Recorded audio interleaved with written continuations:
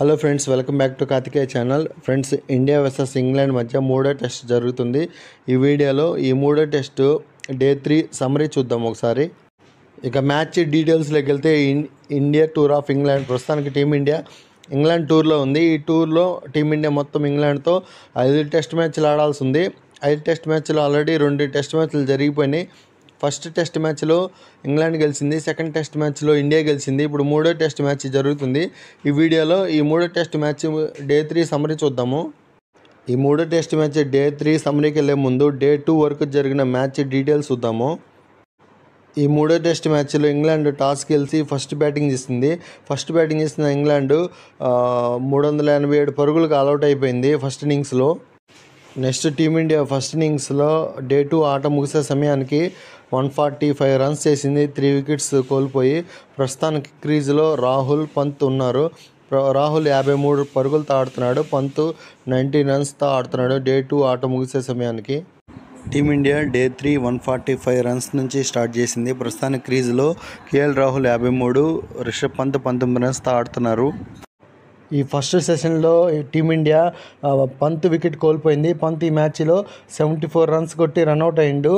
First session complete అయ్యే సమయానికి team India first ఇన్నింగ్స్లో 248 రన్స్ చేసింది, 4 వికెట్స్ కోల్పోయి.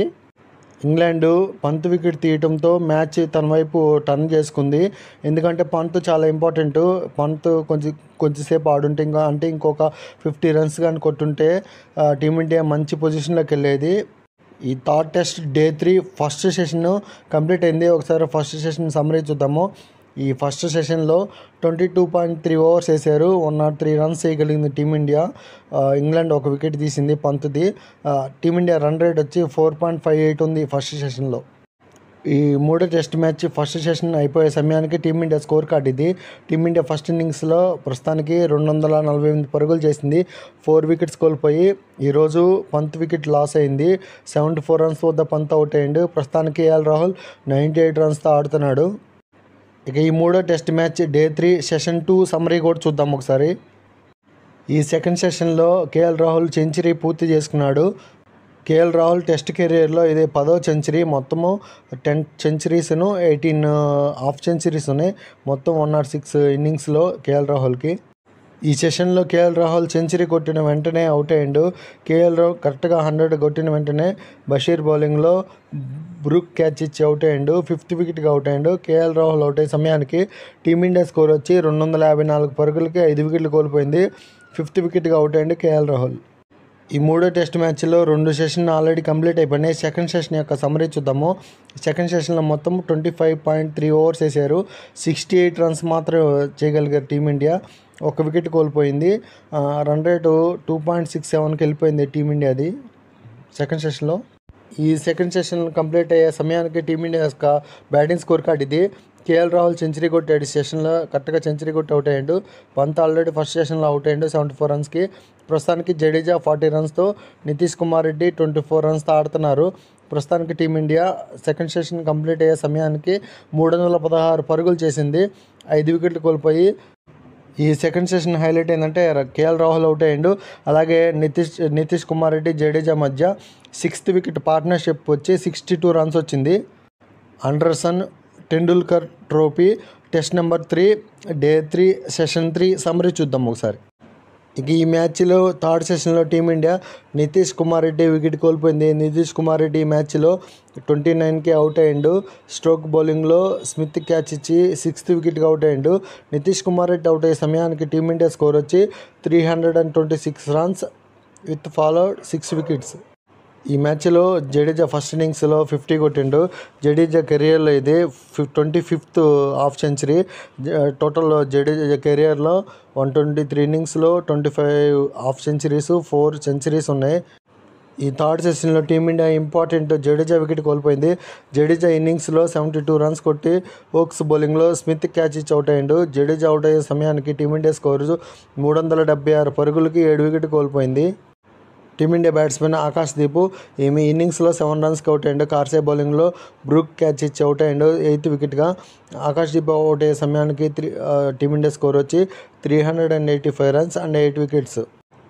బుమ్రా ఈ మ్యాచ్లో డకౌట్ అయ్యిండు. బుమ్రా ఓక్స్ బౌలింగ్లో స్మిత్ క్యాచ్ ఇచ్చి 9th వికెట్గా అవుట్ అయ్యిండు.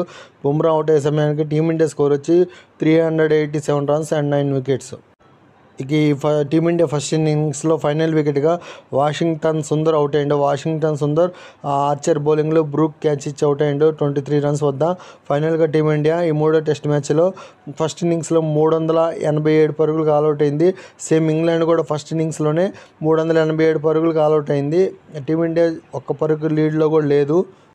ఈ మ్యాచ్లో ఇంగ్లాండ్ పంత్ వికెట్ తీయడంతో టర్నింగ్ పాయింట్ అని చెప్పుకోవచ్చు. పంత్ కానీ కొద్దిసేపు ఆడుంటే ఇప్పుడు టీమిండియా ఒక మినిమం 50 రన్స్ లీడ్లోనే ఉండేది. లీడ్లో ఉండుంటే మ్యాచ్ టర్నింగ్ పాయింట్ అయ్యేది. కానీ ప్రస్తుతానికి ఇంగ్లాండ్ ఇండియా స్కోరు సమమైనవి. ఒక పంత్ కానీ రన్అట్ కాకుండా ఉంటే మ్యాచ్ పొజిషన్ వేరేలాగా ఉండేది టీమిండియాది.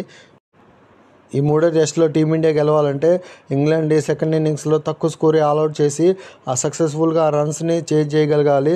మినిమం 250 లోపల ఆల్అవుట్ చేయాలి ఇంగ్లాండ్ని సెకండ్ ఇన్నింగ్స్లో టీమిండియా. అలా చేస్తేనే టీమిండియా గెలిచే అవకాశం ఉంది ఈ మ్యాచ్లో. ఇక సూపర్ ఫామ్లో ఉన్న ఇంగ్లాండ్ బ్యాట్స్మెన్స్ని టీమిండియా బౌలర్స్ 250 లోపల ఆల్అవుట్ చేయగలరా లేదా చూడాలి Day 4న. ఇక ఈ మూడో టెస్ట్ మ్యాచ్ Day 3 సెషన్ 3 కూడా కంప్లీట్ అయింది. ఒకసారి సెషన్ 3 సమ్మరీ చూద్దాము. సెషన్ 3లో 29.2 ఓవర్స్ వేశారు. 73 రన్స్ వచ్చినాయి. 5 వికెట్స్ కోల్పోయింది team India. Team India score run rate వచ్చి 2.49 మాత్రమే ఉంది థర్డ్ సెషన్లో. ఫ్రెండ్స్, ఒకసారి టీమిండియా వర్సెస్ ఇంగ్లాండ్ మధ్య జరుగుతున్న ఈ మూడో టెస్ట్ మ్యాచ్ Day 3 వరకు సమ్మరీ ఇది. ఒకసారి ఈ మ్యాచ్ సమ్మరీ చెప్పి ఇంతటితో ఈ వీడియో క్లోజ్ చేస్తాను.